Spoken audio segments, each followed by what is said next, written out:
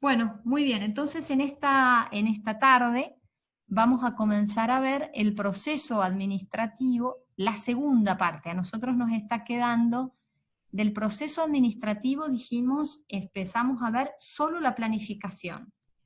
Nos queda ver dirección y control. Y ustedes van a decir, profesora, ¿y qué pasó con la organización? Bueno, el tema de la organización la vamos a ver el próximo jueves, cuando ya empecemos a ver la tercera unidad, que son, por ejemplo, la tercera unidad, hay tres grandes temas.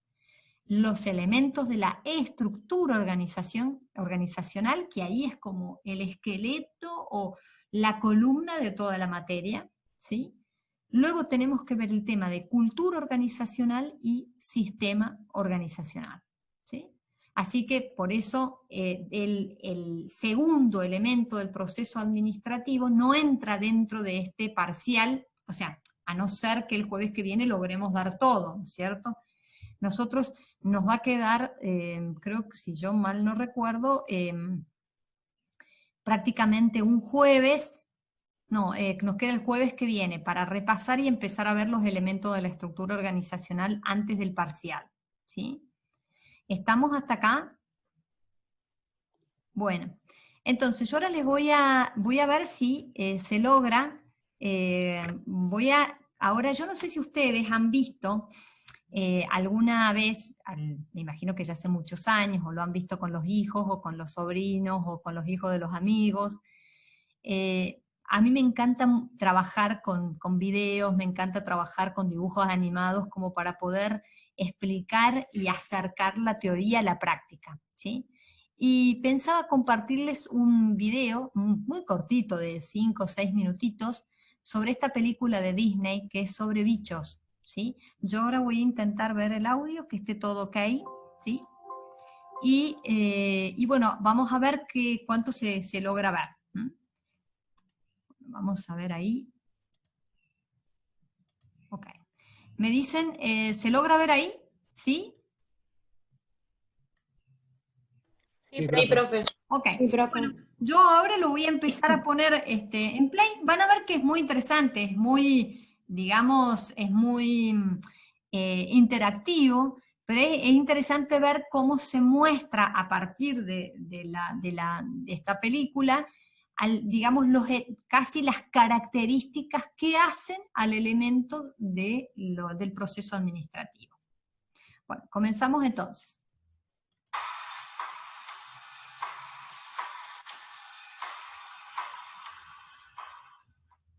Claro, quiero que construyamos un pájaro, una ave que podamos operar desde el interior.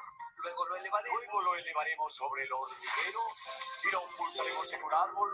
Y justo cuando Hopper y sus secuaces estén abajo, soltaremos el ave y ahuyentaremos a los saltamontes. Requerirá la participación de todos para hacer de este plan una realidad. Sé que no acostumbramos cambiar las tradiciones, pero si nuestros antepasados pudieron construir este hormiguero, estoy segura de que podemos unirnos para construir este pájaro.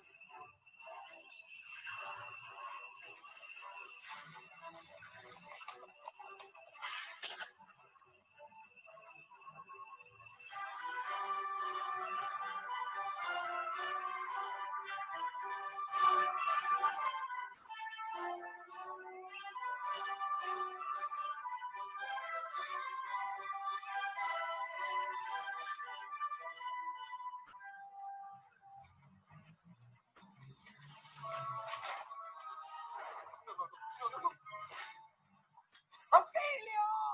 ¿Dónde está la ribera? ¡Desapareció! ¿Qué hago? ¿Hacia dónde voy? ¡Auxilio! ¡Estamos perdidos!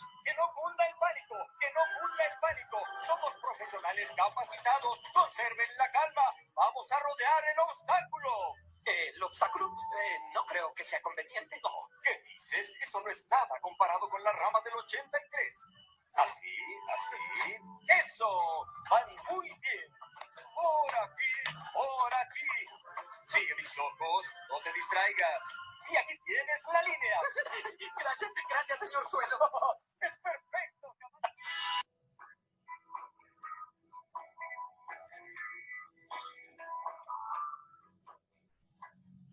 Despacio, un poco más. ¡Ya está!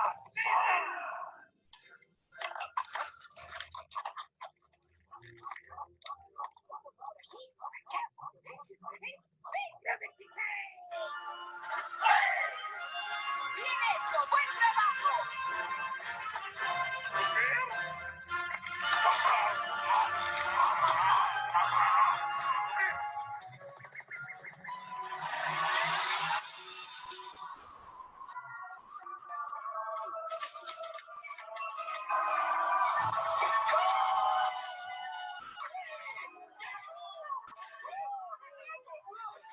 Oigan, soy una hermosa mariposa.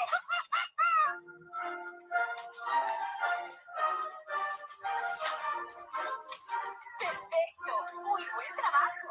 ¡Qué bien lo hacen!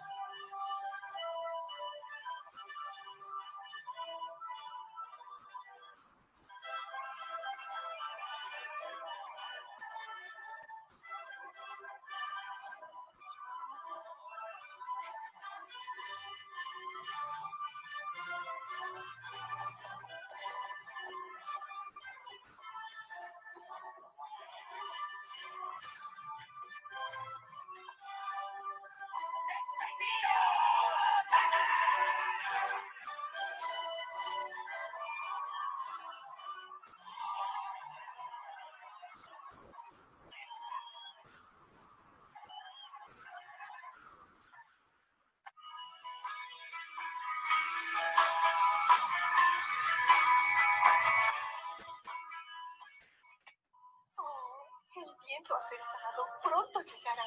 Ten confianza, hija. Lo harás bien. ¡Ah! ¡Es horrible! ¡Hay un hueco en la fila! ¿Ahora qué hacemos? No se preocupe, Alteza. Siempre pasa. Son unos centímetros. Es todo. Su Alteza, con el ruido que hace, es difícil contar. Claro, perdona. Continúa. Ya, háganle sombra a otra hormiga. Correcto, Ada. ¿Qué es lo que sigue ahora? No me digas. Yo lo sé, yo lo sé. ¿Qué? Te relajas. Oh, saldrá bien. Cada temporada es igual. Ellos comen y luego se van. Es nuestro destino en la vida. Un desatino, pero destino al fin.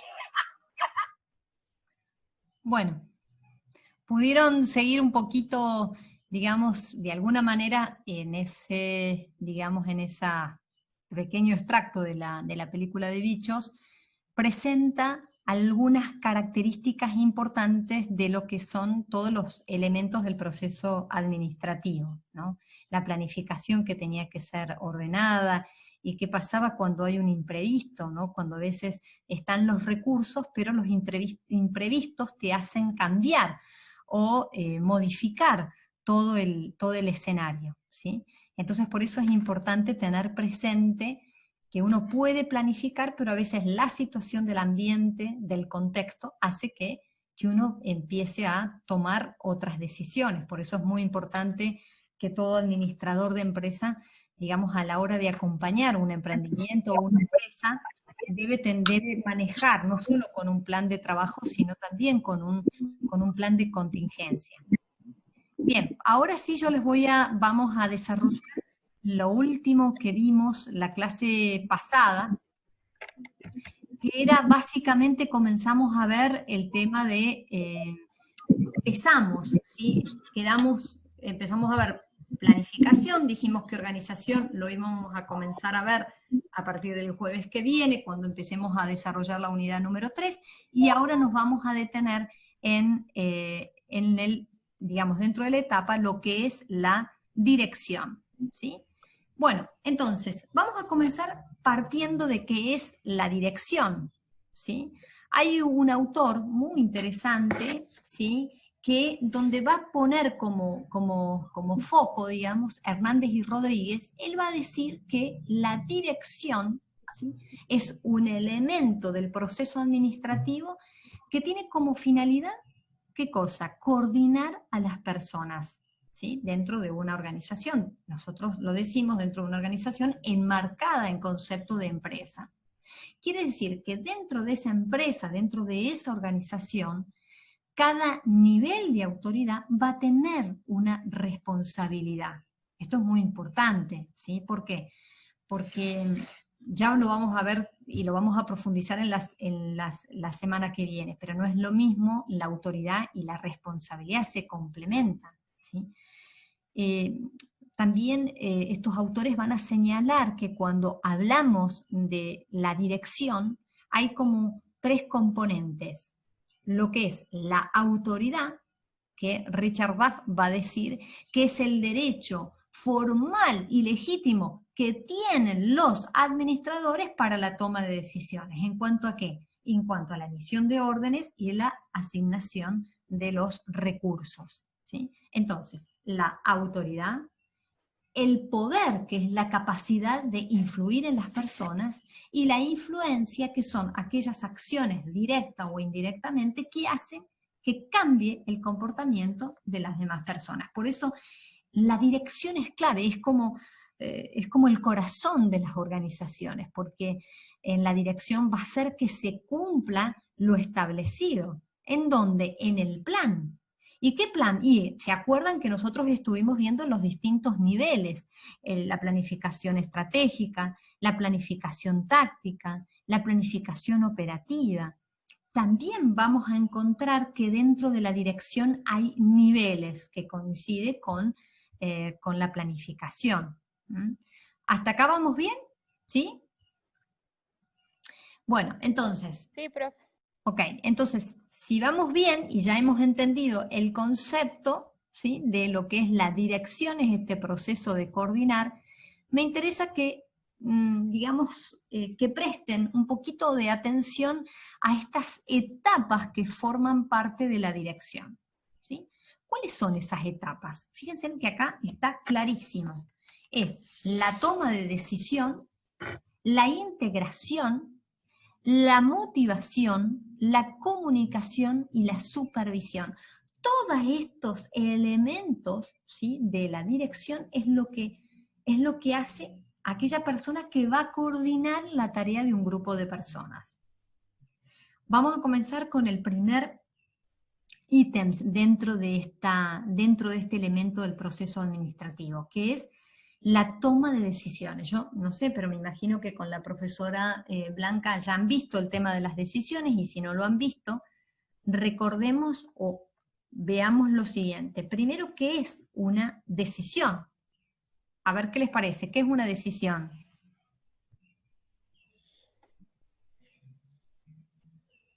Silencio. ¿Cómo? Perdón, un poquito, porque se cortó un poquito. ¿Cómo? Tomar una decisión es como dar una solución a algo, a algún problema. Ajá, dar una solución a algo frente a un problema, a ver qué se dice en el chat, expresar una idea sobre un cierto problema. ¿Qué más? ¿Qué más podemos decir? Tener objetivos y dentro de esos objetivos de la empresa tomar una decisión. Bien, entonces vamos a dar un concepto, muy bien lo que fueron diciendo, muchas gracias. Podemos decir que la decisión es una elección de un curso de acción dentro de varias alternativas. Yo digo, che, la verdad que no sé si abrir una nueva sucursal, tengo, por ejemplo, ¿no? Tengo que tomar una decisión. Si a lo mejor en lugar de abrir invierto en otra cosa, o si pongo el dinero, no sé, o lo invierto, no sé, en alguna, por ejemplo, en una época estaba de moda los blockchain, o sea, todo lo que sería el Bitcoin, o sea, todo lo que sería la moneda digital, ¿no? Era como, empezó a hacer muchísimo ruido durante mucho tiempo, digamos. Después se fue, no digo como opacando totalmente, pero fue tomando otro curso de acción. Bueno, entonces, frente a esas distintas alternativas, yo tengo que escoger, no puedo tomar todas, ¿sí? Porque es imposible tomar todas las opciones. Tengo que empezar a ver cuál de todas esas opciones son las que conviene para mi organización o le conviene a mi cliente si es que yo estoy acompañando a un emprendedor. Dentro de esa toma de decisiones hay como varias etapas. Primero, tengo que definir el problema, es decir, che, ¿cuál es el problema que yo intento resolver? ¿Sí? ¿Cuál es la necesidad vital? ¿Cuál es la carencia por el cual, al plantearme ese problema, me va a dar indicar algún camino posible? ¿Sí?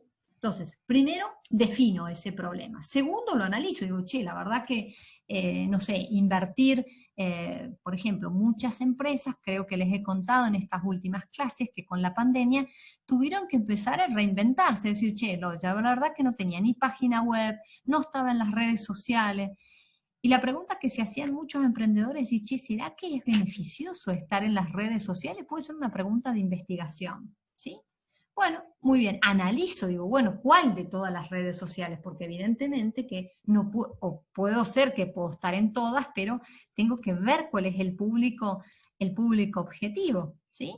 Bueno, después que yo defino, analizo, tengo que evaluar, digo, bueno, la verdad que la que más me conviene es LinkedIn, por las características de mi negocio, o por ejemplo, que me dedique a a un infoproducto y entonces tenga un canal de YouTube, que solamente me dedique a eso, digamos, ¿no?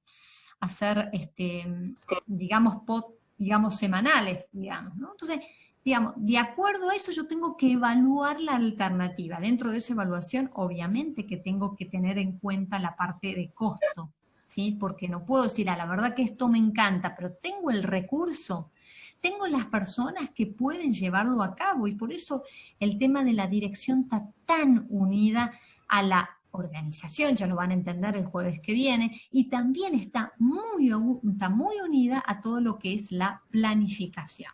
Bueno, entonces, definimos el problema, lo analizamos, evaluamos, elegimos. Y luego que elegimos, tenemos que verificar si realmente eso que nosotros elegimos fue conveniente, fue en el momento oportuno, ¿sí? Y a lo mejor puede ser que nos dimos cuenta que no era el momento oportuno, entonces hicimos una mala inversión, aprendimos, o capaz que sí, dimos realmente en el blanco, ¿sí? O sea, esto es siempre así. Yo me imagino que también en sus vidas personales hacen permanentemente estas elecciones, ¿sí? Entonces, primero, toma de decisión. Segundo, la integración. ¿En qué consiste la integración? Bueno, la integración consiste en ese proceso que tiene la empresa para poder captar, para captar parece una palabra fuerte, pero para poder tomar a una persona idónea dentro de la organización, ¿sí? Obviamente que también acá hay una serie de pasos. ¿En qué consiste esas series de pasos? Bueno, por un lado, el reclutamiento. Tenemos que reclutar a las personas. ¿Qué otra cosa es importante? Seleccionar a las personas, inducirlas, o sea, ver cómo es ese proceso dentro. Yo me recuerdo, hago un paréntesis, cuando entré a una organización, jamás me dijeron cómo era el ideario. Yo empecé a averiguar, empecé a interesarme, me dijeron, esta es tu oficina, o sea, nada, era una... Claro, pero después me di cuenta que era algo típico de esa organización, ¿sí? Entonces, el proceso de integración requeriría, o debería requerir, entonces, reclutamiento, selección, inducción y capacitación, ¿sí? Bueno, en cuanto a la... Sí. Profe, perdón, ¿le puedo hacer una pregunta? Dale, sí, por favor. ¿A qué se refiere con inducir a las personas? De alguna O sea, ¿qué Perdón. No, no, por favor. Lo que pasa es que, digamos, cuando uno va a entrar a una organización, normalmente, yo cuento lo que debería ser, después muchas veces en la práctica no pasa, ¿sí? La inducción es un proceso por el cual te van diciendo cómo es esa organización. Te van diciendo, bueno, mira, nuestra visión es esta, nuestra misión es esto, nuestra política de la empresa es esto. Vos tenés que saberlo desde el momento cero. ¿Por qué? Porque después porque como vos después estás trabajando para esa organización, hay organizaciones, por ejemplo, una persona que entra a trabajar como empleado de una aseguradora o de una casa de alarmas. Yo me acuerdo una vez, estuve haciendo un trabajo de investigación, yo no estaba aquí en Mendoza, entonces hablé con una persona, con un empleado, no se imaginan el proceso de inducción, porque esa persona tenía que más o menos ser perfecto, o sea, pero más allá de eso, tenía que ser de una conducta, digamos, impecable, digamos, y que la organización estuviera con la confianza y la certeza de que esa persona no iba a andar diciendo cuáles eran los códigos de seguridad de las distintas casas, por ejemplo. Ellos tenían que firmar un contrato de confidencialidad, por ejemplo, ¿sí? Entonces, esto es importante. El proceso de inducción te diría que es fundamental. Normalmente no se hace, porque lleva tiempo, porque tiene que haber una persona que lo haga, ¿no? Hoy las organizaciones son más chicas, son mucho más dinámicas, los puestos no son eternos. ¿Por qué? Porque yo me acuerdo cuando mi padre empezó a trabajar en el ferrocarriles argentino, empezó a trabajar a los 17 años y se jubiló. O sea, digo, pasó toda una vida, digamos, era uno de los trabajos que tenía, ¿no? Pero pasó toda una vida. Hoy ya no se concibe más el empleo de por vida. Entonces quiere decir que esos procesos de inducción son mucho más cortos, porque las personas van rotando cada vez más. Pero es importante, miren, yo creo que es una falla que muchas organizaciones están teniendo, porque no le dicen a la gente de qué se trata. Entonces la gente se va enterando. Después, ¿cómo lograr o cómo hacer para que las personas tengan espíritu de pertenencia? Si a mí no me dicen, si a mí ni saben que para qué está, ni vos estás ahí, sos como parte de un número más, sos el expediente 3850/8. Entonces es muy difícil después poder pedirle a las personas que tengan un compromiso con la organización, ¿sí? Porque tiene que ser esto recíproco, o debería ser recíproco. ¿Estamos hasta acá? No sé si te aclaro tu duda. Sí, profe, gracias. No, por favor. Profe, también sirve, ¿no?, para uno decidir en qué organización quiere estar. Digo, usted lo vio por el lado de la organización, pero si te vas enterando sobre la marcha de las cosas que se hacen en la empresa y no las compartís, es como incómodo también. Totalmente, porque entonces vos decís, che, no, la verdad que esto no es ético para mí. O no va bien que yo tenga que trabajar toda la noche pasando informes cuando en realidad a lo mejor necesito dormir. O sea, digo, estoy diciendo cosas disparatadas, pero para que se entienda el concepto. Sí, muy bien. Sí, tal cual. Es de uno y de otro. Sí, por eso es muy importante la claridad. Eso tiene que ser en el momento cero. ¿Sí? No después cuando, che, yo la verdad que no sabía que era esto. ¿Y dónde está escrito? Bueno, está escrito en ese manual. Yo entro a una organización una vez y pido justamente el itinerario o el ideario de la organización. Bueno, entonces una señora saca un libro que parecía que lo había traído Colón en la pinta, muy viejo el libro, una tierra. Digo, pero esto tendría que estar las hojas dobladas de tanto que se, digamos, de tanto que se habla, que se comenta, que se dice, no tiene que estar herrumbrado, digamos, por decirlo de alguna forma, o estancado.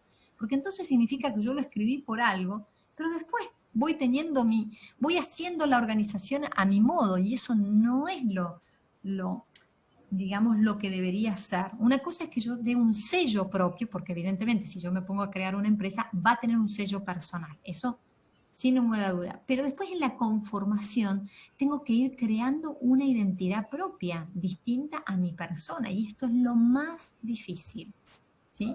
Entonces ustedes como colegas míos, la tarea es esto, es poder acompañar esos procesos. Entonces, toma de decisión. ¿Profe? Sí, dale. ¿Podría repetir una idea general de lo que es la integración? Entonces, sí. Muy bien, gracias. Entonces, la integración es el proceso por el cual se selecciona o se toma a la persona más idónea. Pero para poder seleccionar o tomar a la persona más idónea hay una serie de subpasos, para decir, que decíamos que era esto: la selección, la inducción, el reclutamiento, la capacitación. ¿Mm? ¿Estamos hasta acá? Profe, ¿le puedo hacer una consulta? Sí, Sí, gracias. por favor. En lo que hace referencia a la integración, y bueno, lógicamente cuando uno decide tomar una persona que pasó por un proceso de selección anteriormente, ¿cuál es la decisión del administrador o la injerencia que puede tener el administrador en ese proceso, en toda su integración? Porque más que nada yo lo veo en mi organización particular, que el administrador está como obsoleto, por así decir, para Sí. ese proceso. Sí, todo va a depender el puesto donde vos estás. Si nosotros estamos hablando con los anteojos del administrador, no tanto como dueño de empresa, pero vamos a suponer que el director, digamos, o el que coordina el área de recursos humanos, o el área de personal, es un administrador de empresa, ¿sí? En ese sentido. O a menos que en otras organizaciones, a mí me ha pasado que yo estoy acompañando a unos emprendedores y estos emprendedores, claro, tienen al contador, pero después el administrador es justamente el que va ayudando a que estos procesos sigan. Creo que yo les he contado, tengo un amigo que vende viandas y bueno, él básicamente por ahí pregunta, consulta a algún administrador para saber si esas decisiones que se van tomando son las más efectivas. Es verdad, mis queridos colegas, que nuestra carrera ha sido un poco devaluada, ¿sí?, en estos últimos años, pero yo soy una convencida que si nosotros le damos como una resignificación de nuestro rol, también podemos hacer tomar conciencia a las empresas justamente de nuestra función o de nuestro rol dentro de las organizaciones. Por eso, entonces, respondiéndote a tu pregunta, ¿de qué va a depender? Va a depender del puesto. Porque, a ver, no sé cómo es tu organización, pero si en tu organización, el área de personal, hay un especialista en recursos humanos y casi como que el administrador y no tiene tanta injerencia, porque a lo mejor el administrador está solamente en el área administrativa. Lo que sí, quien está a cargo del área de la dirección de personas, en este caso el de la dirección, hace este proceso, hace esto mismo que yo estoy diciendo. ¿Cómo es esa inducción? O lo mismo para desvincular. Hay organizaciones que te dicen, mira, ¿sabes qué? El jueves que viene no vas a estar más trabajando con nosotros. Hay otras organizaciones que son un poquito más humanas, donde el gerente de esa organización se sienta con esa persona, habla, van viendo y normalmente, al menos en mi caso particular, donde yo estoy en contacto con algunas personas de este nivel jerárquico, sufren un montón tener que desvincular y a su vez no depende de ella, depende de otra persona de un nivel superior. Y ha sido una experiencia muy importante cuando lográs hacer entender, digamos, que no depende de esa persona o de ese puesto, sino de toda una organización más grande, o por ahí porque han visto que tu desempeño no ha sido el que se esperaba. Entonces, bueno, por eso digo, todo depende en el puesto donde uno se encuentre. Yo siempre voy a hablar sobre voy a dar ejemplos prácticos, pero también digo cómo debería ser, ¿sí? Ustedes van a decir, pero ¿para qué me sirve para saber lo que debería ser? Y bueno, porque justamente es lo que a ustedes les va a dar significación en la práctica, ¿sí? No sé si te respondo a tu inquietud. Sí, profe, sí, me quedó más claro, porque más que nada, bueno, como le comentaba, la organización en la cual participo, en eso, por ahí tiene muchas falencias, más que nada, Claro, pero era por eso. claro, totalmente. Bueno, a mí hay Profe, una consulta más y Dale. para ver si aplica o no. Una consulta respecto a esta integración, ¿también puede ser en el caso de la adquisición de un sistema nuevo?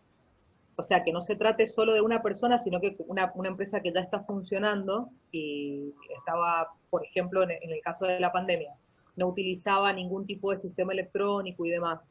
con los recursos humanos que ya tenía, integra un nuevo sistema y tiene que brindar la capacitación y la inducción para que se aplique. Totalmente. Y bueno, después luego motivar, comunicar y supervisarlo. Sí. O sea, como que no Sí. necesariamente tiene que ser sí o sí un recurso humano el que se integra. O sea, esto está aplicado para las personas, pero, ahora vos decís, che, la verdad que la gente no estaba acostumbrada a trabajar online. Bueno, le tenés que capacitar, le tenés que decir. Yo les digo, hay una amiga que era gerente, le tuvo que decir a la empleada, pero mira, toca este botón, haz esto, todo desde el teléfono, o sea, tremendo. Pero digo, son dos cosas distintas, ¿sí? O sea, acá el proceso de integración es cuando una persona ingresa a la empresa, o a la organización, o al emprendimiento, ¿sí? Exclusivamente humano. Humano. Bien. Ahora, también se podría casi como tocando una línea muy gris, decir, che, las personas necesitan capacitarse, porque nos llegó la pandemia, nadie la tenía previsto. La carrera. ¿Ese trabajo no corresponde también desde el lado académico? No sé, digo, ¿no habría que replantearse algo desde ese punto también, aparte desde el profesional, ¿no? Cuando uno ya está en la calle trabajando. Sí, yo creo que es una tarea de todos. Yo te digo sinceramente, creo que es verdad lo que vos decís. Sí. Yo creo que cada vez más nos tenemos que preguntarnos desde la academia cómo hacemos para volver a recuperar como ese amor por la administración, ¿no? Y transmitir a que los emprendedores también nos busquen. Es verdad que también es un contexto, yo que he estado también muchos años fuera del país, me doy cuenta que, claro, volviendo a la Argentina, también es todo un sistema donde ¿para qué vas a tener a un administrador? Digamos, a veces es más barato tener al contador.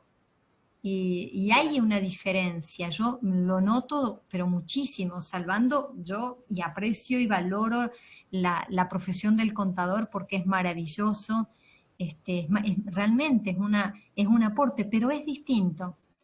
Yo creo que tenés razón, es una tarea de todos, es una tarea desde la academia, es una tarea desde la sociedad en su conjunto, bueno, sí, de todos, de los estudiantes. A mí me surgió preguntarle esto porque en un curso que hice, un administrador, un profesor que era administrador, nos preguntó, ¿quién toma la decisión de desvincular o no a una persona? Entonces pusimos que el director de recursos humanos, y nos dijo, no, el abogado, porque es el abogado que le va a decir, cuesta tanto o cuesta tanto y cuesta tanto aquel desvincular.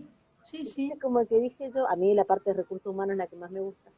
Entonces dije yo, entonces, ¿qué importancia tiene el administrador? Ya sea el administrador de empresa, el administrador de recursos humanos. Sí. Y un abogado es el que lo va a decidir. O sea, ¿a qué punto ha llegado el abogado también? Claro. Pero por eso, yo digo, cuando hay una disciplina que sale de su incumbencia y toma, por decirlo de alguna forma, poder, digo, no solamente es responsabilidad de esa disciplina, digamos, sino una responsabilidad como sociedad. Yo digo, pero ¿dónde estamos los ciudadanos? Digamos, si vemos que el abogado tiene un rol protagónico, ¿qué hacemos los ciudadanos? O sea, digo, pero creo que nos falta, o no sé si nos falta, como un aspecto, me gusta decir como un aspecto a mejorar, sería como trabajar más el rol del ciudadano. Me parece que sería vital, se ha como desvanecido el rol del ciudadano, en todo, ¿no? En la participación, en la ayuda, en la solidaridad. Que yo creo que con la pandemia, si bien hay cosas que fueron y que siguen siendo muy dolorosas, también yo he visto pero mucha solidaridad, muchísima solidaridad. Y eso es lo más lindo que tenemos como pueblo. Lo que pasa es que no se ve tanto, estamos tan inundados de por ahí, de una crónica por ahí un poco más negativa, pero yo creo que sería muy bueno poder inclusive animarnos a pensar que podemos ser promotores de cambio desde lo que nosotros hacemos, ¿no? Pero sí, muchas gracias por tu aporte. Bueno, entonces... Profe, No, de nada, profe. Dale, sí. la última, más que nada en la toma de decisiones, porque me quedó algo como usted en particular, ¿qué punto de vista tendría para, en un puesto importante, colocar a una persona como toma de decisión? Por ejemplo, ascender a una persona de un puesto que funcione bien, o traer a alguien de afuera con otro punto de vista, desde afuera de la empresa. Mira, a mí me ha pasado las dos cosas, básicamente. A mí me ha pasado personalmente de entrar a una organización donde no hicieron el proceso de inducción, pero sí me contrataron para un puesto clave dentro de esa organización. Y con el tiempo comprendí cuál era la real o la segunda intención de la persona que me había contratado. ¿Sí? Después, en otra experiencia, hice muchas experiencias a lo largo. Ustedes van a decir, la profesora no sé de qué se la da. No, pero gracias a la vida me ha tocado experiencias, lógicamente, algunas, yo las llamo las no experiencias, porque no han sido pero a lo largo después han sido experiencia al fin, ¿no? A ver, yo personalmente, si vos me decís, bueno, profesora, pero esta pregunta concreta, yo hace 25 años que me dedico sobre una línea de investigación, que después les puedo, para los que están interesados, se los puedo escribir en el WhatsApp para que lo puedan seguir. Y yo que trabajo inclusive acompañando a emprendedores de esa línea de investigación, si yo estuviera en un puesto clave, miraría si esa persona tiene la actitud, fíjense lo que yo digo, la actitud y la aptitud para vivir con este estilo de vida. ¿Sí? La línea de investigación es muy, muy simple, la podemos googlear, se llama Economía de Comunión, y muchas veces lo más difícil es, y que trata esta línea de investigación, como el asociativismo, el cooperativismo, la economía naranja, la economía azul, o sea, hay muchísimo, ¿no? Esta línea que es Economía de Comunión, y donde en toda la operación comercial ponen al centro a la persona. Claro, entonces vos me decís, bueno, profesora, si yo tengo que tomar una decisión, ¿a quién elijo? Y bueno, elegiría aquel candidato que en su proceso de inducción ha mostrado que pone al centro a la persona. Y esto es clave, porque si no es como muy difícil decir, bueno, pero también ha pasado que hay muchas empresas que trabajan con este estilo, hay una en particular, pero estamos acá, después esto se sube a YouTube, entonces no quisiera evitar dar nombres, pero hay una organización que tomó como decisión tomar a una persona que salió de una situación de cárcel. Entonces, claro, después que salió y que la decidió tomar, tuvo que hacer un proceso de reinducción para todo el personal. Porque si no, no sirve. Porque, ¿qué pasó? Tenía que preparar a toda esa comunidad de trabajo para decir, mire, va a ingresar esta persona. No lo tenemos que ver como un bicho raro. ¿Cómo lo integramos? ¿Cómo hacemos para que esta persona recupere la confianza en sí misma y no vuelva a delinquir? Pero también tenés que preparar, es como en una familia que van a ser una persona con discapacidad. Tenés que preparar a la familia.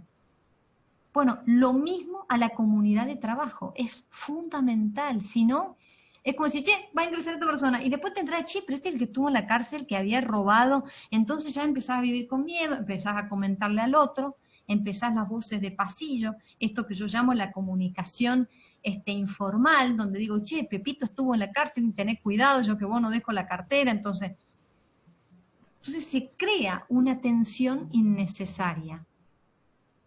Pero bueno, por eso te digo, si vos me preguntás a mí, yo tengo una línea particular de pensamiento, digamos, o sea, para mí, en mi modo de pensar, una persona que ocupa dentro de una organización pensada con este estilo es que ponga al centro a la persona. Y toda esa comunidad. O sea, cuando yo digo comunidad es todo ese equipo de trabajo. ¿Sí? No sé si te respondo o no. Sí, me quedó más claro. Ok, entonces, toma de decisión, integración, motivación. Yo voy a dar, no quiero cansarlos, porque tampoco, ustedes me dicen, sí, profesora, usted habla mucho, entonces trato de no hablar tanto. Pero miren, a mí me gusta dar dos conceptos de motivación. Uno es un concepto que lo da un autor que no tiene nada que ver con la ciencia de la administración. Él ha sido un especialista de las instituciones educativas, ¿sí?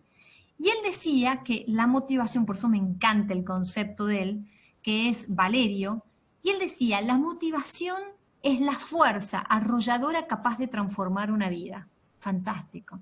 Porque digo, cuando hay alguien que te motiva, pues ya no sos la misma persona. Pues decís, che, mira, yo la verdad que no tengo muchas ganas, pero la veo con tanta pila a esta persona que voy a poner, es capaz de transformar una vida. Después, organizacionalmente o empresarialmente, vamos a encontrar a Chavenato. ¿Qué dice don Chavenato? Y de Alberto Chavenato. Bueno, de Alberto Chavenato va a decir que la motivación es cuando digamos de alguna manera, es el impulso que tiene una persona para poder actuar de una determinada manera, ¿sí? Él va a dar como distintos pasos. Cuando una persona está en una situación de homeostasis, recuerden esta palabrita porque la vamos a ver, está en una situación, diríamos, de equilibrio, ¿sí? Y luego, ¿qué sucede? Sucede que ante una carencia, ante una necesidad, se produce en el organismo un estado de tensión, ¿sí? Que cuando se logra cubrir esa necesidad, ¿sí? Se disminuye la tensión. Entonces esa persona sigue o entra dentro de un proceso motivacional porque lo ayuda a tomar una decisión. O caso contrario, cuando esa tensión por esa necesidad, por esa carencia no es cubierta, esa tensión se vuelve un fracaso. Es decir, che, la verdad que estaba motivada por presentar el currículum, me dijeron, qué lindo tu currículum. Me ha pasado muchísimas veces, decir, ay, usted es una persona muy calificada, ya la vamos a llamar. Y yo salía súper contenta de ese lugar porque digo, ay, me van a llamar. Y resultó ser que era una forma de decir. Entonces, cuando vas pasando un día, 2 días, al tercer día llamás para ver qué pasó. Y te dicen, ¿cómo? ¿Usted vino? ¿Usted vino a la organización? O sea, ni siquiera se habían archivado, obviamente, el currículum. Bueno, quiere decir que la motivación puede tener como estos dos efectos. Entonces, toma de decisiones, integración, motivación, comunicación. Profe, sí. Disculpe, ¿podría repetir lo que decía Valerio? Que dice que es la fuerza transformadora capaz de transformar una vida.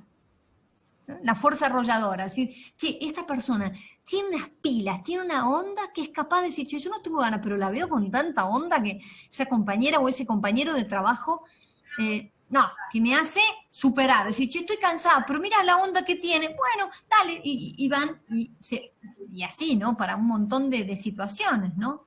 Entonces, motivación, comunicación. ¿Qué es la comunicación? También Hernández y Rodríguez van a decir que la comunicación es fundamental. ¿Por qué la comunicación es fundamental? O sea, ¿qué es lo que hace o para qué sirve dentro de este proceso administrativo? Y porque es esa información, ¿sí?, que se da, ¿sí?, a través de un grupo social.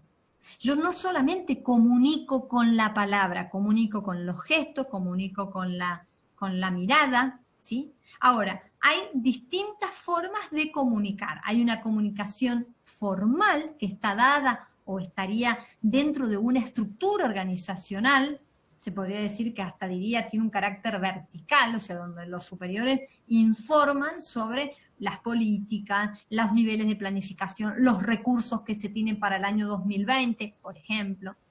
Hay una comunicación informal que se da entre el grupo de personas que interactúan por los vínculos dentro de esa organización. Una comunicación que podríamos decir horizontal que se dan entre los pares dentro de cada nivel. Ya lo vamos a ver, seguramente que ustedes con la profesora Blanca van a ver Fayol, y él va a decir que la comunicación tiene que ser ascendente y descendente. Descendente para dar órdenes. Ascendente, en la época de él, era solamente para reportar alguna dificultad. Hoy, en las organizaciones modernas, las organizaciones flexibles, las organizaciones vegetales, por decirlo hoy, se habla de mucho de las organizaciones vegetales, se dice que la comunicación es ascendente cuando yo soy proactiva y digo, che, la verdad que esto podría ser así, ¿qué le parece, jefe o coordinador o líder, como queramos llamarlo? Y él dice, sí, la verdad que me parece una buena idea, dale, metele pata, sé vos el encargado de ese proyecto. Bueno, hay una comunicación que es mucho más flexible, ¿sí? Entonces hay distintos tipos de comunicación. Y por último, la supervisión, que es justamente el que dirige tiene que, esa es la función que tiene, es guiar y es también de alguna manera controlar a que las tareas se cumplan. O sea, si yo encomiendo, si a mí de la planificación me dicen, mira, recortemos presupuesto, veamos a ver en cada área qué se puede hacer, la tarea o la función que voy a tener como líder o como dirigente de ese espacio o de esa área es justamente verificar cómo se pueden optimizar mejor los recursos, ¿sí? Bien, entonces, no se olviden de estas etapas que son importantes: toma de decisiones, integración, motivación, comunicación, supervisión. ¿Estamos hasta acá? Bien, entonces, también podemos ver que la dirección, hay niveles, así como en la planificación: la alta dirección, la dirección intermedia y la dirección operativa. La alta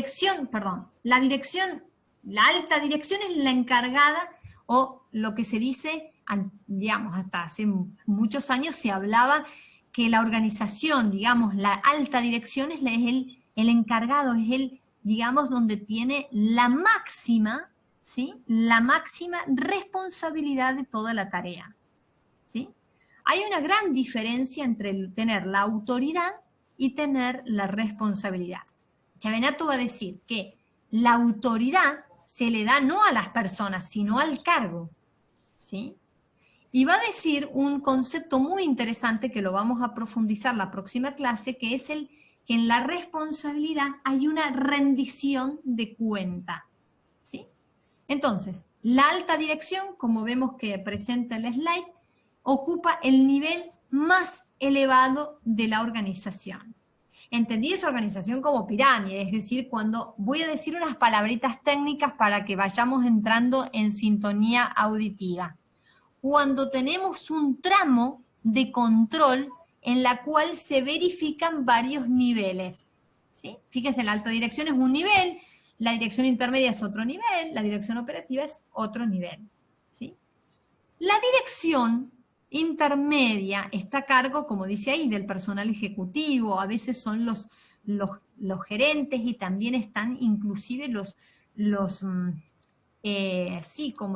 gerentes y los subgerentes. Hay organizaciones donde tenés gerentes regionales y después gerentes en cada sucursal. Bueno, estarían dentro de la dirección intermedia, ¿sí? Pensemos, por ejemplo, en un banco. Un banco puede tener esas características. Y luego tenemos la dirección operativa, donde están los supervisores, por ejemplo, el encargado de los clientes particulares, o el encargado de toda la atención específica a jubilados, o el encargado específico de las pymes, ¿sí? Tienen una cartera de clientes que son todas las pymes. Bueno, pueden ser estos supervisores que obviamente que siempre se va a mover en consonancia o en armonía con respecto a la autoridad intermedia y a la alta dirección. ¿Estamos hasta acá? ¿Sí? Sí, profe. Bien, ok. Fíjense en estos dibujitos, ¿sí? Fíjense, estos en realidad podemos ver que la ciencia nuestra de la administración fue pasando por distintas formas. Esto es muy actual, digamos, en el sentido de que no es que lo van a encontrar tanto en las organizaciones, ¿no? Pero sí me permitan decirles dos palabritas, que nosotros podemos encontrarnos con una estructura piramidal, como la imagen que ustedes ven en el extremo superior izquierdo de vuestras pantallas, donde están las funciones, donde yo me doy cuenta quién es la autoridad. También hay organizaciones donde pasaron a ser esféricas, o sea, donde prácticamente no hay autoridad, porque no hay ni siquiera, las partes están uniformadas, ¿sí? Yo me recuerdo haber entrado en una organización y donde pregunto, bueno, muy bien, ¿con quién tengo que hablar para poder...? No, acá todos coordinamos todo. Bueno, imposible que todos coordinen todo. A lo mejor yo puedo decir, bueno, están encargados de proyecto, el proyecto tal, X, lo va a coordinar tal, el proyecto tal, bueno, entonces ahí se entiende un poquito más. Pero muchas veces me he encontrado con organizaciones donde dicen, no, pero ¿para qué la autoridad? La autoridad la vamos construyendo momento a momento. Y eso trae complicaciones, sobre todo a la hora de conflicto, porque cuando todo está bárbaro y cuando todo funciona sobre ruedas, fantástico, bueno, todos van haciendo. El problema es cuando hay conflictos, cuando hay tensión, cuando hay alguien que se enferma, por ejemplo, ¿quién cubre la parte de quién? Entonces, como no hay funciones, como no hay roles, todos hacen todos, termina ninguno haciendo nada. ¿Sí? También podemos encontrarnos dentro de esferas dentro de una esfera, como el dibujo que ustedes tienen en el extremo inferior izquierdo, y donde también nos damos cuenta que tampoco es eso, o sea, no se trata de crear subislas dentro de la organización, ¿sí?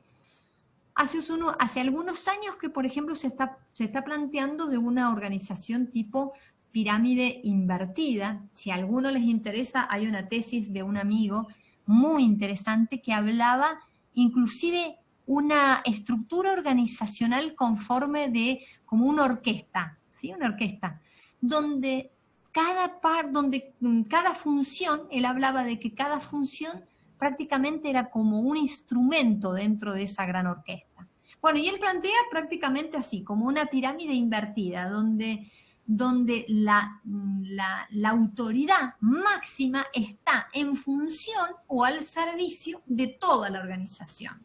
¿Sí? Bueno, pero esto hay que hacerlo. Dale. Profesora, una consulta. Sí. En estos modelos que usted muestra, en estos modelos de estructura que usted nos está enseñando, sí. La toma de decisión centralizada la puedo tomar por la pirámide que veo normal, digamos. Sí. Ahora, en los otros tres dibujos, ¿cómo sería la toma de decisión? Bueno, lo que decía hace un rato, en la esférica o en la otra que es la esfera dentro de otras esferas, es muy difícil la toma de decisiones. Por eso digo, en un momento de panacea, en una estructura esférica, bueno, van bien, todos están de acuerdo, se va adelante. El tema es cuando llegan los conflictos, es dificilísimo, prácticamente no prospera. ¿Sí? Les digo con conocimiento de causa porque hay muchas organizaciones, bueno, hay discusiones, yo les estoy diciendo en menos de 5 minutos algo que hay discusiones académicas muy fuertes, porque en estos momentos se está planteando, hay un libro, pero para el que les interesa se los puedo pasar, donde pone como en crisis todo lo que se ha planteado, se ha visto a lo largo de todos estos años, las estructuras organizacionales, ¿no? Y como vos decís, lo más difícil son las tomas de decisiones. O sea, cuando hay conflicto prácticamente no se toman decisiones, porque nadie se quiere hacer cargo. Uno tiene la función, ¿a quién reportás quién? ¿O a quién reportás qué cosa? ¿Sí? Bueno. Entonces, perdón, esto solito y no quiero demorar la clase. No, entonces, por favor. En estas tres dibujos que están a la derecha, o sea, la esfera dentro de la esfera y el pirámide invertida, digamos, gobierna lo que tiene que ver con toma de decisiones descentralizadas. Entonces, claro, sí, descentralizadas, sí, descentralizada. A ver, en una estructura piramidal hacia abajo, digamos, hay una organización en particular que yo la estoy siguiendo y la estoy estudiando, es muy interesante cómo los que tienen máxima autoridad hacen de todo para que venga en evidencia no tanto la cúspide, sino la base. Pero eso requiere de un trabajo en conjunto, que ni te digo, porque requiere mucho diálogo, porque requiere mucha comunicación, porque requiere confianza, sobre todo confianza. Es decir, che, yo te delego, vos estás en la sucursal tal y quiero pensar que vos sos como si fuera el CEO, el presidente de esa organización. Obviamente que vos no vas a hacer lo que se te da la gana, pero es tan importante y sos como la cara visible digamos, de la empresa en ese lugar, que la gente no tiene que reportarme a mí que estoy en la casa central, porque sabe que las respuestas, las soluciones, todo lo que quiera llamar con adjetivo, va a estar inclusive en la base, ¿sí? Pero esto requiere de un trabajo que ni te digo. Sí. Ahí por el chat le hicieron una pregunta. Ah, pero gracias por avisarme. Profe, ¿puede pasar que cuando no está claro el nivel jerárquico no se entiende la comunicación ni a quién seguir? Sí, ¿dónde te lo firmo, Geraldine? ¿Dónde? Sí, es así. Cuando no hay claridad, a mí me ha pasado, usted va a decir, profesora, a usted le ha pasado de todo. Sí, me ha pasado de trabajar en una fábrica y donde no sabía quién era, había tal superposición. era como un parecido, ¿se acuerdan el trabajo práctico número 2, caso Vintas? Muy parecido.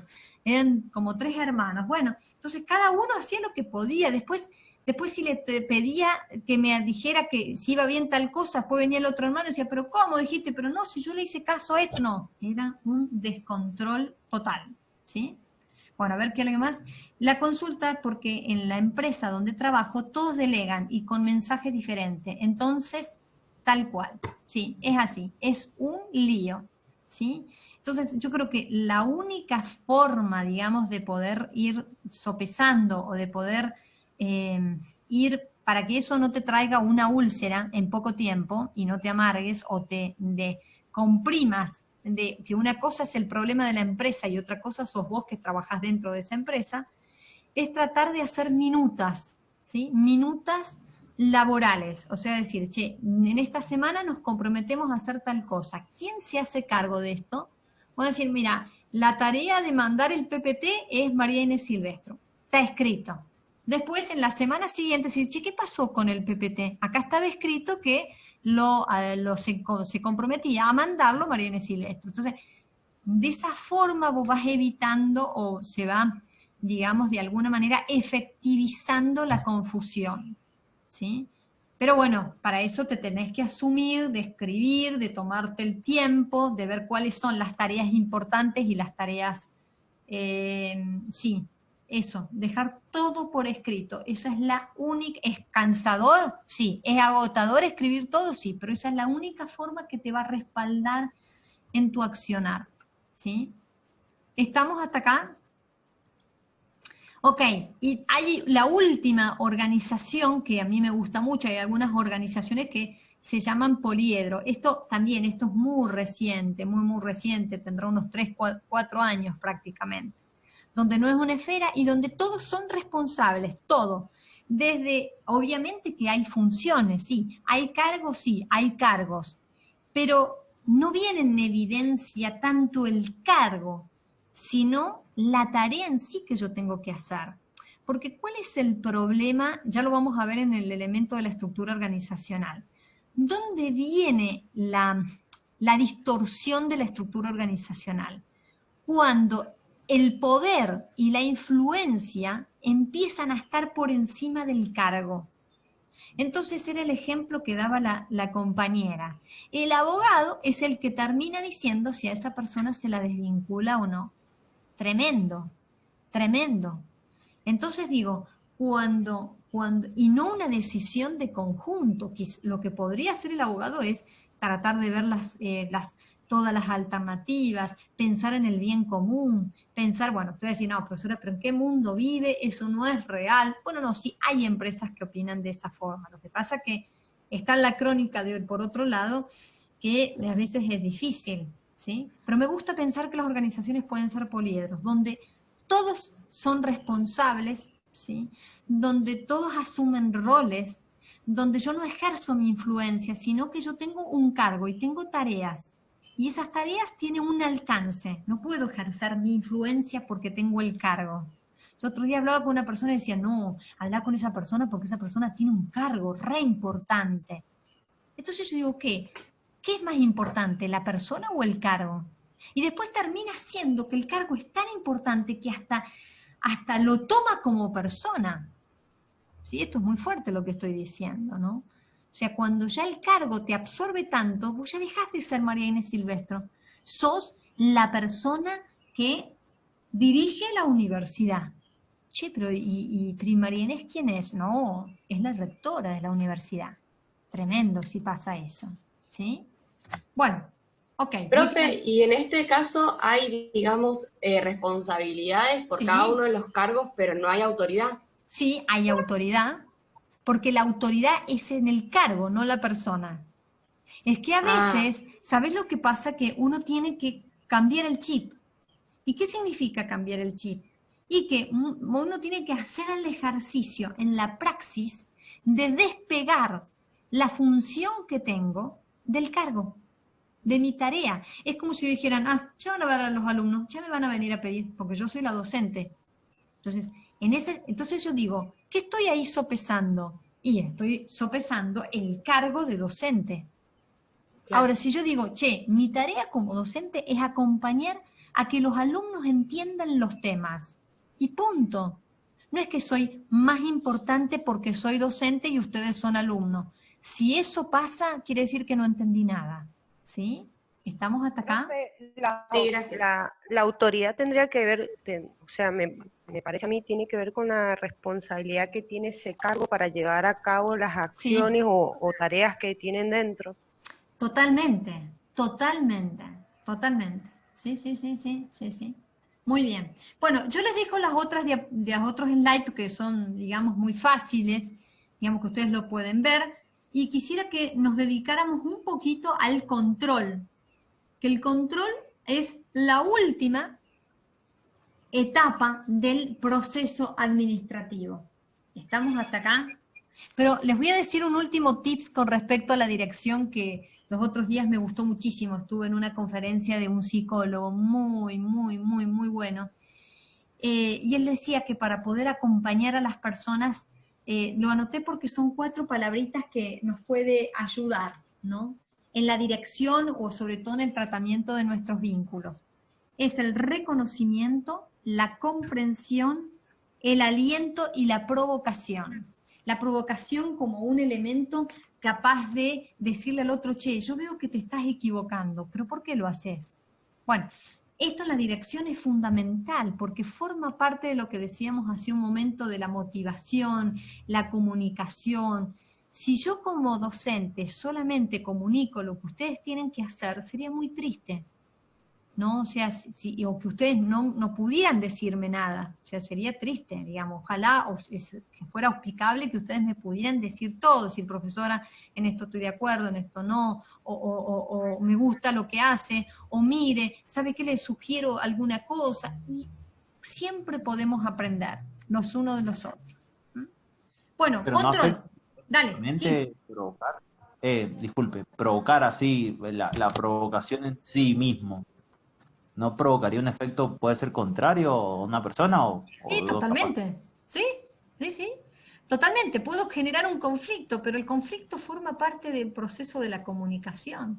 El conflicto no es malo, es una oportunidad que tengo para poder como sacar las cuestiones que puede ser inclusive para un progreso mejor.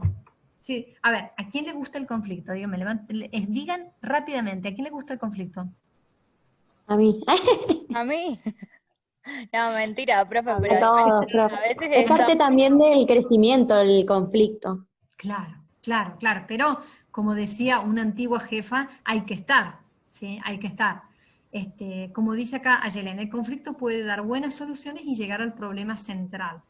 Fantástico. El tema es cómo nos preparamos para eso, ¿sí? Y bueno, por eso siempre digo que uno tiene que aprender a entrenarse.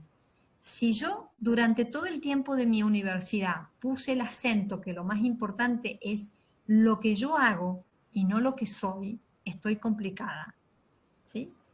Yo debería lograr identificar aquella cosa que le da sentido a la vida. Entonces, lo que haga va a ser como circunstancial a lo que soy. Fíjense que lo que estoy diciendo es muy profundo, porque entonces yo voy a tener el cargo de la, no sé, superstar. Y entonces como mi vida pasa por otro lado, eso es un cargo, es un conjunto de tareas. Ahora, si lo que le da sentido es al cargo, o sea, lo que le da sentido a mi vida es el cargo, y estoy un poquito complicada, porque entonces voy a tener que ejercer poder, ejercer influencia, la gente se va a mover a mí solo por contactos, voy a aceptar solo a las personas que quiero y a las que no quiero, y no sé, no me cae bien, entonces eliminada. Esto es muy fuerte, ¿no? Pero bueno, yo como siempre digo, y le digo a mis queridos emprendedores que estamos acompañando en un proceso de incubación, digo, es siempre un entrenamiento. Yo me entreno también, no crean que no lo tengo todo resuelto, no. Todos los días me equivoco en algo, pido perdón, empiezo a recomenzar, y bueno, forma parte de la vida. Bien, ¿algo más que quieran decir de dirección? Pasamos a control, ¿sí? Así después, si les parece, empezamos a ver la parte práctica. ¿Estamos? Sí, profe. Sí, profe, todo Sí, claro. profe. Ah, ok, como veía, así como sentía un silencio, yo digo, estamos bárbaros. Bueno, ok, entonces, ¿qué es el control? Vamos a comenzar a dar algunos conceptos. Bueno, el control, fíjense que volvemos a este mismo esquema. No se lo olviden más. Si yo, vamos a suponer que llega el examen global y pregunto, ¿cuáles son las etapas del proceso administrativo? Por favor, no digan 5, 1, 2, son 4. Planificación, organización, dirección y control. ¿Sí? Bueno, vamos al control.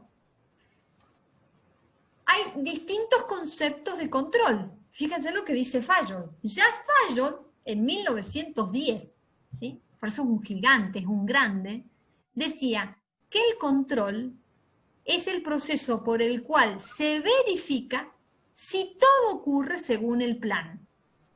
¿Qué plan? El plan adoptado. ¿Cuál era la planificación? ¿Se acuerdan el concepto? Y era ese proceso consciente, sistemático, capaz de resolver una situación de imprevisto, contingencia. ¿Sí? Yo digo, che, veo que tengo pocos clientes. ¿Qué hago? Bueno, voy a planificar para tratar de aumentar mis clientes. ¿A través de qué? Y a través del escenario A, B, C, D. Bueno, el control, ¿para qué me va a servir? Y me va a servir porque si yo me puse una meta que en 2 meses o en 3 meses tengo que aumentar los clientes a través de tales y tales y tales acciones, después de no solo los 3 meses, sino tengo que ir viendo en qué medida esas acciones se fueron cumpliendo. ¿Sí? Pero fíjense lo que dice Kunz. Kunz va a decir que implica la medición, o sea que cuando hablamos de control hay medidas, ¿sí? De lo logrado, o sea, de lo que se alcanzó en relación con el estándar. Ya vamos a ver qué significa el estándar, ¿sí? Es ese indicador por el cual decimos, che, vamos a llegar a 500 personas en alcance dentro de Instagram. Ponemos ese estándar dentro de ese mes. Bueno, tengo un indicador que tengo que hacer de todo para llegar a esas 500. Estoy diciendo un número hipotético, ¿sí? Entonces, lo que hace el control es medir, ¿sí? Evaluar, ¿qué es el desempeño? Y es esa acción que se lleva a cabo y que se lleva a cabo tiene un tiempo, ¿sí? Dice, toma la acción correctiva cuando se necesita. No es que va un control, me acuerdo, una vez charlaba con un emprendedor que me decía, y bueno, mira, yo no logro controlar todo, voy viendo las cosas, ¿sí? Bueno, dice, el control es un proceso esencialmente regulador. O sea, ¿para qué te sirve el control? No va a estar todo, bueno, justamente para ir supervisando que todas esas acciones estén conformes ¿a qué? A lo que se planificó, a lo que se organizó, a lo que se dirigió, ¿sí? O sea, el control forma parte de todas las otras etapas. ¿Mm? Bien, hasta acá, ¿preguntas? No, profe. Ok. Cuando nosotros decimos estándares, pero bueno, yo me imagino que acá el 80% de los que estamos participando en esta clase, todos trabajamos, ¿sí? Y todos saben lo que es un estándar, es estas normas, estos criterios que me va a servir de guía, me va a servir de base. ¿Por qué? Porque puede ser que se supere ese estándar. Entonces hay estándares, como dice acá, de cantidad, de calidad, de tiempo. Hoy fíjense que las redes sociales, usted dice, profesora, ¿qué tipo de estándares son las redes sociales? Y son los estándares de tiempo y costo. O sea, cuando las redes sociales llegan a ser monetizadas y cuando hay una gran cantidad de impacto, de tráfico dentro de esa red, de un gran alcance, de repente tenía 3 seguidores, de repente tengo 20, 50, 100, 1000, más de 10.000 seguidores, 1 millón, 5 millones de seguidores, bueno, ya empiezo, ya a partir de ahí, y bueno, ya las mismas cuentas te empiezan a pagar porque es como que se autopublican, ¿sí? Entonces, ¿cuáles son? Me doy cuenta que acá tengo que poner mayúscula. Bien, ¿cuáles son las, digamos, las 3 etapas? ¿Sí? Si yo les pregunto en el examen. ¿Sí? Ahí, compartir pantalla. Ok. Bueno, entonces, decimos que hay como tres etapas dentro de lo que llamamos el proceso del control. Lo que sería la medición del desempeño, la comparación del desempeño prácticamente real con el desempeño establecido. A ver, aguárdenme un segundito que vamos a admitir. A ver ahí, son varios alumnos. Bueno, entonces, esto es muy importante, ¿sí? El tema de estos 3 elementos dentro del proceso. La medición del desempeño, ¿sí? La comparación del desempeño real con el desempeño estándar y la acción administrativa o la acción correctiva. ¿De qué se trata la medición del desempeño? Ahí está, creo que ya estamos todos. ¿De qué se trata la medición del desempeño? Bueno, medir, se miden personas, es decir, che, vamos a poner un control de asistencia, es una medición. Vamos a medir el desempeño académico. Yo, por ejemplo, en el parcial, en los trabajos prácticos, estoy midiendo, de alguna manera, el desempeño académico de todos ustedes, ¿sí? También puedo decir, che, hace un rato alguna de ustedes, alguna de las, me parece que no recuerdo quién de ustedes daba el ejemplo de que qué pasaba si se informatiza un sector o un área de la empresa. Bueno, después ¿qué voy a hacer? Y después que informatizo tengo que ver qué grado de impacto tiene eso. Por eso es importante el control, ¿sí? Entonces, cuando yo mido, tengo que tener presente, ¿sí?, cómo ha sido ese desempeño, esa evolución de esa acción que se tomó. Medir el desempeño.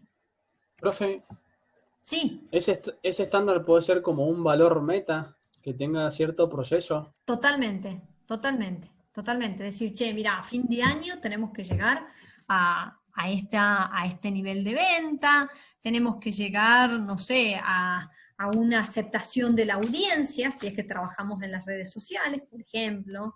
Bueno, en fin, un montón pueden ser muchísimos ejemplos. O puede decir capacitación al personal, ¿sí? Bueno, y ahí habría muchísimo para ver, pero medir el desempeño. Profesora, disculpe porque entré recién, justo cuando se cortó la reunión, usted iba a decir algo de una pregunta de parcial, o si yo les pregunto qué cosa, y se cortó. Y como entré recién, no sé si lo dijo. Bueno, digamos, la pregunta es, si yo llego a preguntar cuáles son los elementos del proceso administrativo, los elementos del proceso administrativo son planificar, organizar, dirigir y controlar. ¿Sí? No, pero otra cosa iba a decir. Otra cosa iba a decir, sobre esta filmina usted iba a hacer una pregunta de parcial, no sobre el proceso administrativo. Ay, no me acuerdo. ¿Sobre esta? No era eso, Lea. Es más, mostró la filmina justamente de lo que acaba de decir la profe. Bueno, muchas gracias. Gracias, chicos. Gracias, profe. No, por favor, es que yo digo tantas cosas. Gracias, profe. No, de nada. Menos mal, y menos mal que después queda todo grabado. Bueno, entonces, medición del desempeño. La segunda cosa, ¿qué es importante? Comparar el desempeño, ahí me comí una palabrita, el desempeño real con el desempeño estándar o el desempeño establecido. O sea, en definitiva, ¿qué es lo que tendríamos que hacer? Ver el grado de variación que se produjo en el estándar. Digamos, si nosotros nos habíamos puesto como meta tener una audiencia de tanta cantidad de personas dentro de nuestras redes o principales redes sociales, la comparación del desempeño es que a través de los llamados KPIs, por ejemplo, esos son estándares de redes sociales, son métricas específicas, y donde yo después de 2 meses digo, che, pero ¿qué pasó con esto?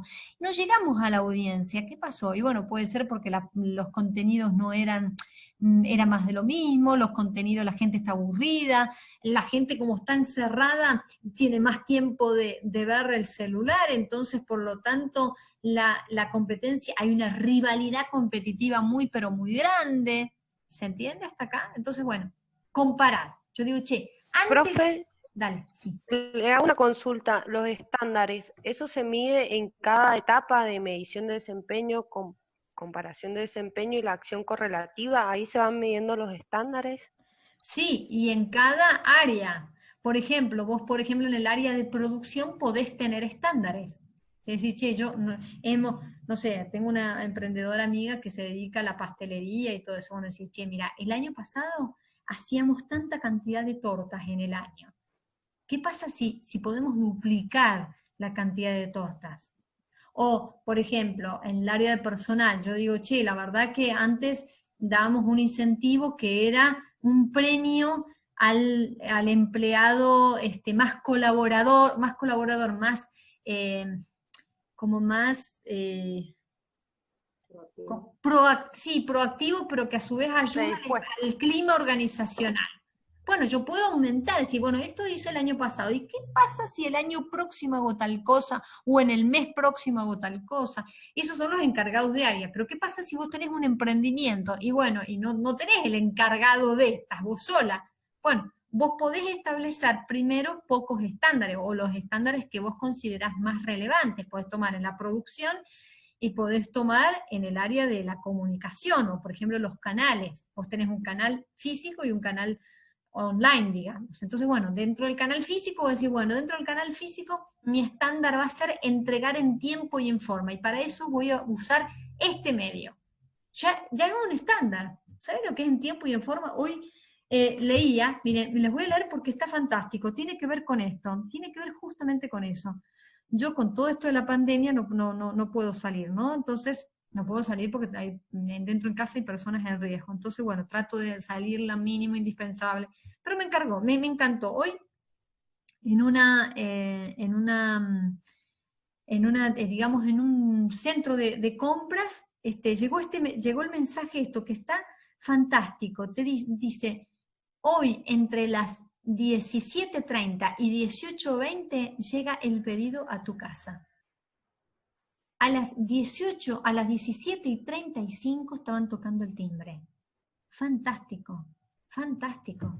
Entonces digo, eso es un estándar, porque después que pasó, que tuvimos que firmar como que realmente había llegado en tiempo y en forma. O sea, está todo, ellos también tienen como una app donde dice, sí, hemos llegado, o sea, está todo sincronizado, o sea, no estamos hablando del kiosco de Don Pedro, o sea, estamos hablando de un hipermercado, o sea, con trayectoria y con tecnología, eso es evidente.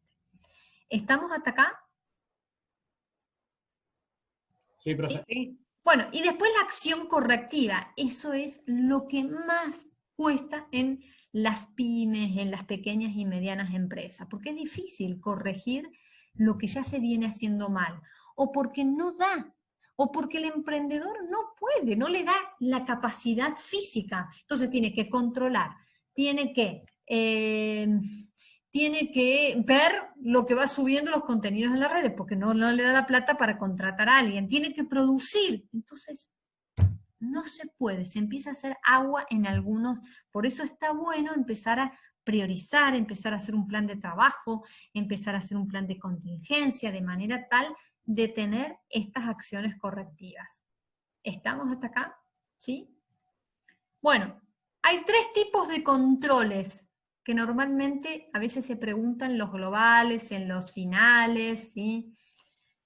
Control preventivo, control concomitante y control de retroalimentación. Muy bien, el control preventivo, la misma palabra lo dice, ¿no es cierto? El control preventivo es cuando, algunas empresas, antes de que pasara la pandemia, se dieron cuenta que se tenían que reinventar, porque hacer como seguían haciendo era imposible. Hay lugares donde dicen, mirá Inés, tuvimos que, la pandemia, o sea, fue un salto más, crecieron. Ustedes decís, pero ¿cómo puede ser? Si la economía se frenó, no, con la pandemia algunas organizaciones crecieron hasta 3 veces más.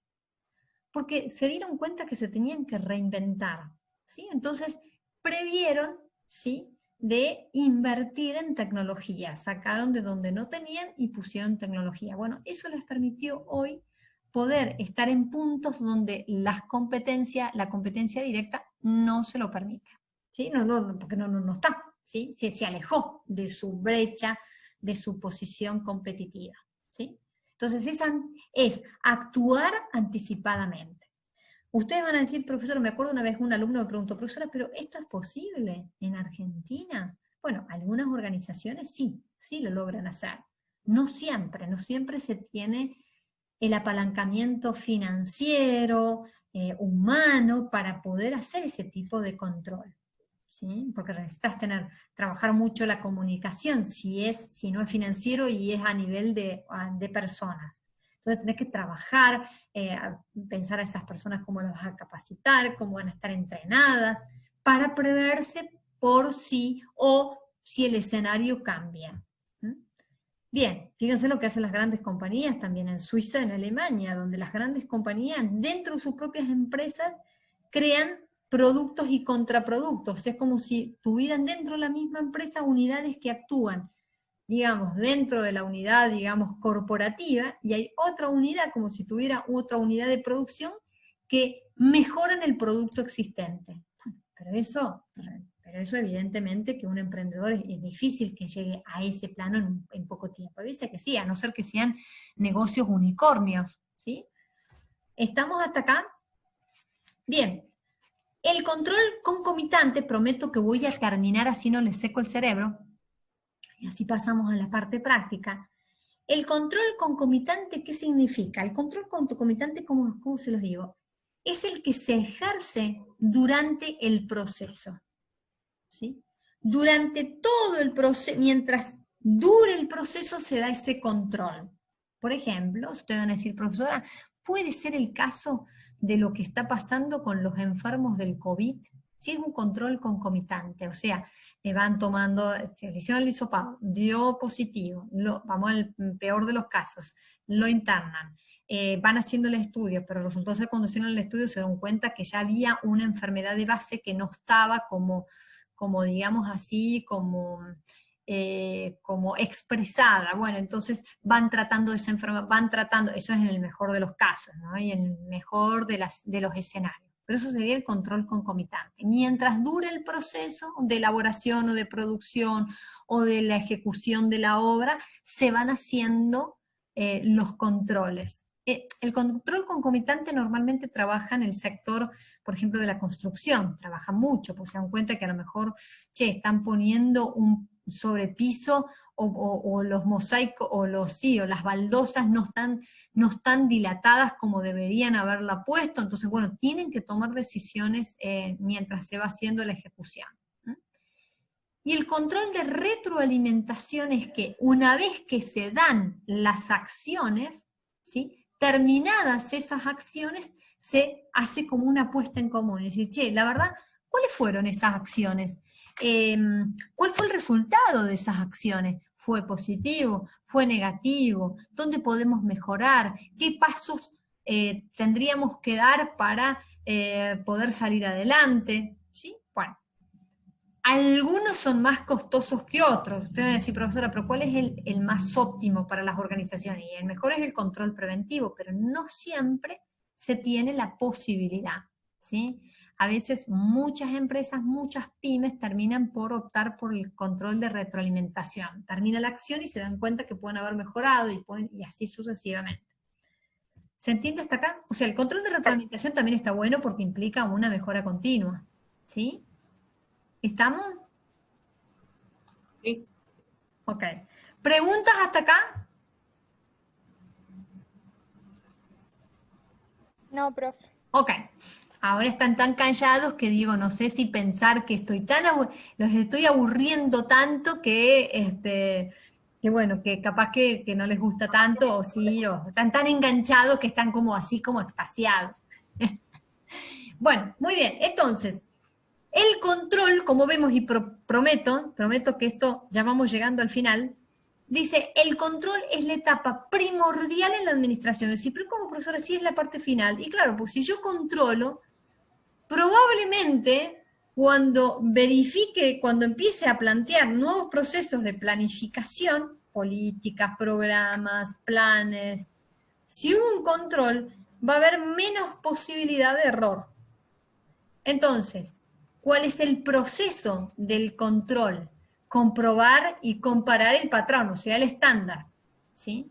Regular, verificar, ¿sí? Ejercer autoridad sobre alguien. Sí, che, mira, la verdad que yo te encargué que me administrara las redes y veo que no estás publicando nada en 5 días, o sea, algo está pasando, yo te estoy pagando mensualmente, o sea, digo, y te había contratado para que subieras al menos 2 o 3 publicaciones por semana, ¿sí? O sea, tengo que ver, tengo que ejercer autoridad sobre eso, ¿sí?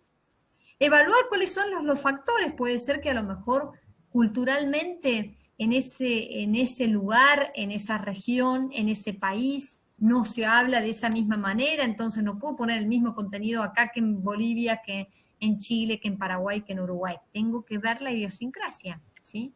O ver, por ejemplo, el recurso organizativo, ¿sí? O el recurso humano. Quizás yo planteo una organización fantástica y organizacionalmente no está preparada, porque no tengo la infraestructura, ¿sí?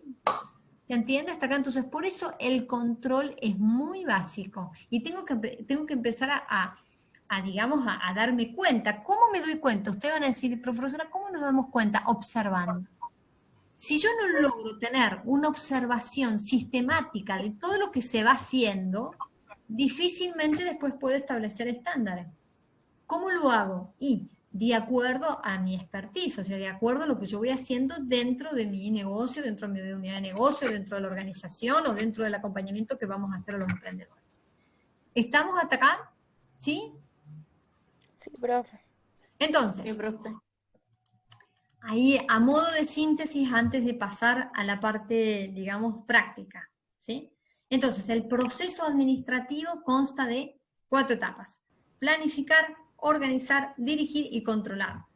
La clase pasada vimos la planificación con todo lo que comporta la planificación, la diferencia con la planificación estratégica, los niveles que hay en la planificación que coinciden con los niveles de la dirección, planificación y dirección estratégica, planificación y dirección intermedia, ¿sí? O táctica, y la operativa. En la estrategia, la planificación, establecemos las políticas, las estrategias corporativas, la visión, la misión, ¿sí? Lógicamente que a medida que vamos descendiendo, las estrategias, los objetivos se van ubicando en cada nivel. Las etapas de la dirección, no se lo olviden. Toma de decisión, proceso de integración, motivación, comunicación, supervisión, ¿sí? Y el control es verificar que todo suceda según el plan. ¿Cómo voy a tener en cuenta? Medir el desempeño, ¿sí? Establecer cuál es el desempeño real con el desempeño que yo había establecido como medida, y por último la acción administrativa o la acción correctiva. ¿Puede dar ejemplos de planificación estratégica? Pregunta Yelén. Sí, que puedo. Mira, un ejemplo de planificación estratégica es que vos digas, bueno, mira, nosotros vendemos, somos una empresa que se dedica a la elaboración de todo lo que sería panadería y pastelería, básicamente, ¿sí? ¿Qué sucede si nosotros hacemos una investigación de mercado y nos damos cuenta que al sur de la provincia hay pocas, digamos,